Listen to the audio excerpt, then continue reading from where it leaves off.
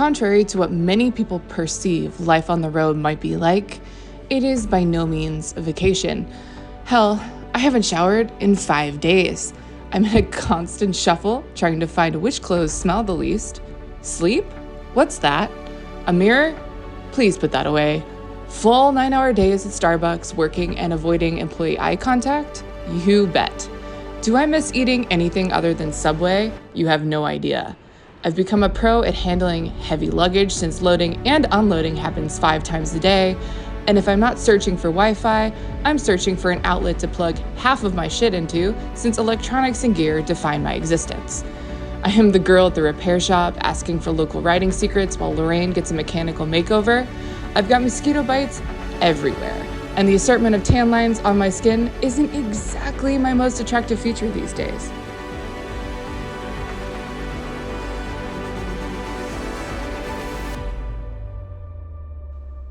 The difference, though? I get this.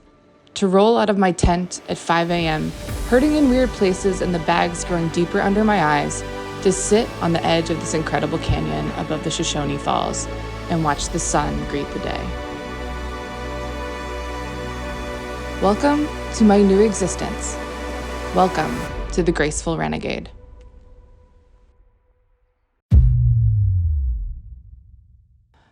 But before I get ahead of myself, let's have a brief mention of how I kicked off this journey. Revzilla's Get On ADV Fest was where it all began.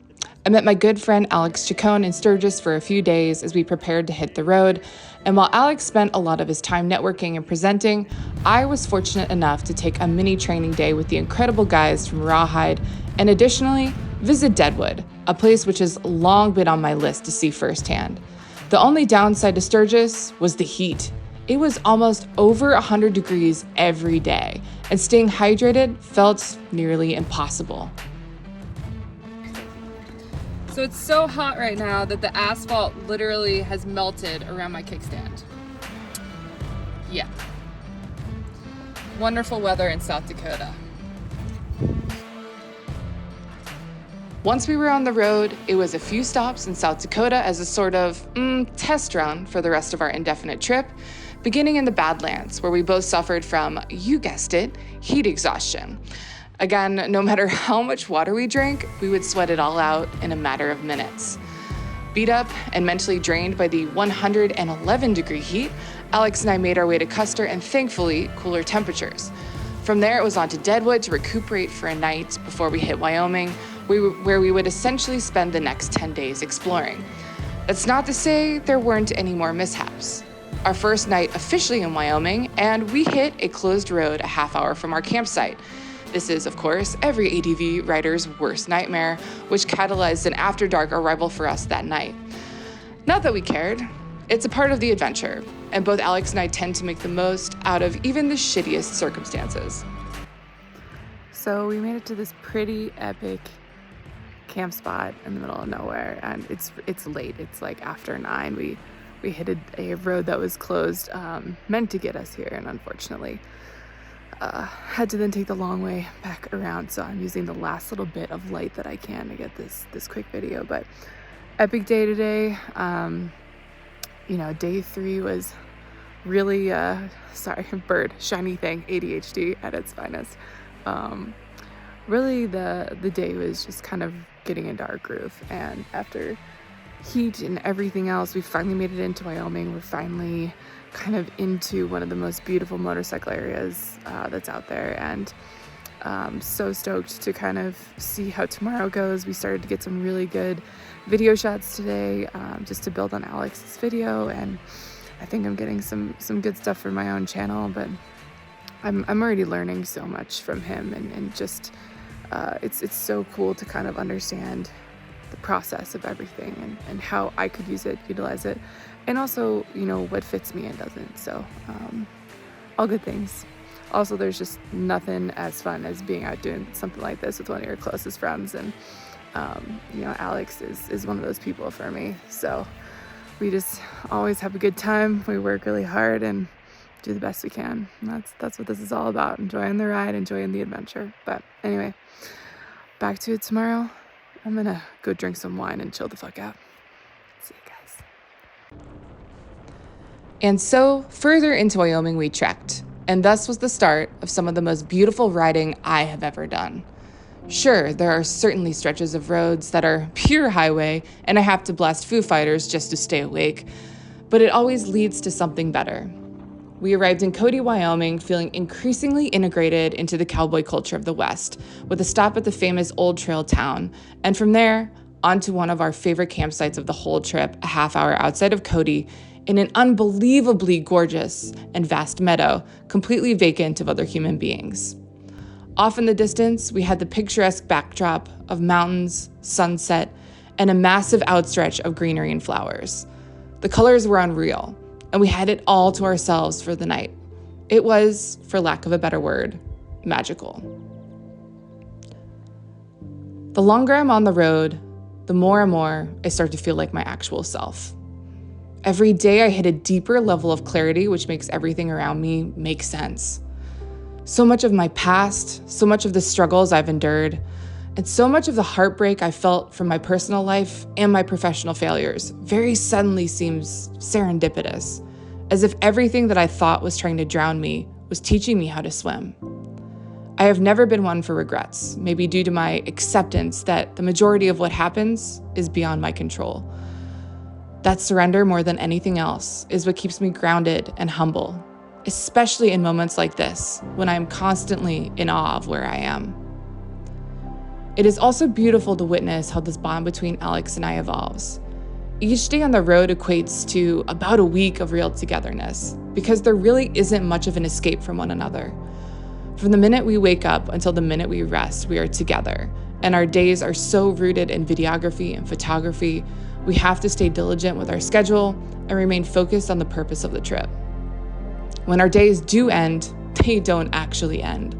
Alex has to continue vlogging until we run out of sunlight, whereas I'm on the computer writing in contrast and assisting him whenever he needs an extra set of hands. We have begun to find a rhythm. Our workflow is relatively effortless unless I fuck something up. And Alex is patient with me, teaching me what to look for and how to have a better eye behind the camera. I feel so fortunate to be here, to be helping him with what he needs to create his own art and concurrently be learning how to slowly make my own attempt at whatever the hell this media marketing and influencer existence can bring. I appreciate him for always thanking me when I hand the camera back, for thanking me for stopping, for thanking me for being along for the ride, all of it. I'm not sure he understands, and I'm sure he will eventually, that I would do anything to help him. He has already in so many ways been a facilitator of change in me for the better, and his support keeps me going even when I have my moments of doubt. And I guess that's what you do for your true friends. You do anything for them. Just having one of those mornings where you wake up grateful for everything. This is one of those mornings. This place is absolutely incredible. And I feel lucky to wake up here and be on this adventure that I am. It's so special and so unique, and I just love being on the road. The next day, after a very rough night of sleep due to a screaming cow, Alex and I made an attempt to ride Beartooth Pass, and sadly, we failed due to road closures. Still, we did get through the Dead Indian Scenic Byway. Ugh, the name makes my skin crawl, but whatever. Which was a fun little road of beautiful curves and kick-ass views. Definitely worth a trek out there all by itself. So we made an attempt to get to the Beartooth Highway Pass, but unfortunately, due to the horrendously bad rains and storms that this area had, the end of spring, start of summer, they were just under serious construction. So we didn't quite make it to where we wanted to go, but we did find this awesome little section, pretty pristine off-roading, but Alex just went up the hill. It was a little gnarlier, I think pretty rocky and pretty steep. I opted out because riding with a fully loaded down bike is something that I'm still even just getting used to as an intermediate level ADP rider, and I don't feel like dropping it on a hill, chasing him around today. So I'm gonna hang out here and enjoy this epic view and hopefully wait for him to come down in one piece. By the time we made it to Cody later that afternoon, it was 103 degrees and we were cooked. I was so brain fried I could barely make turns on the bike. But it got me thinking of how there is this false illusion portrayed of just what it is to be on the road. The audience believes this is a dream life, and certainly it is for some of us. But it's also really goddamn hard. You have to be okay with being uncomfortable, with every day a different problem to be solved, and unknown obstacles constantly occurring at every turn. Because what influencers, media marketers, and content creators don't tell you when they're selling this dream life is that most of what they show you isn't real. It's a picture painted as easy, painted as ideal, painted as attainable and sustainable. What they don't tell you is what you give up. Regular pay, a bed, your friends, partners, security of any kind, comfort, downtime. You hustle your ass off with no guarantee anything will pan out. It's all risk that to chase the horizon, to chase the thing which makes you happy down to your bones, in the hope something will work in your favor and make this existence feasible for the foreseeable future will work out. Again, risk. Nothing in this life is guaranteed, that much I have learned. Still, I've also learned that a complacent and settled life is a death sentence to my sanity. I had a house. I had a husband. A traditional and normal life by today's standards, and I was miserable. Out here in the chaos, I'm the happiest I've ever been. Not everyone is built like me. Each of us has our place in this world where we fit and where we thrive. For me, it's out here, experiencing the madness and telling anyone who will listen how incredible it is to push our boundaries every once in a while. To take that trip, to buy that dress, to have that second dirty martini, to talk to the stranger across from you, and to live a little bit bigger. Of course it can be scary, but sometimes to truly connect with ourselves, we have to leave the bubble behind and see what is waiting for us on the other side. Next up, Alex and I head to Yellowstone, and very suddenly, our path and our goals become clear as the majesty of the West truly takes hold of our hearts. Until next time, live wild, ride free.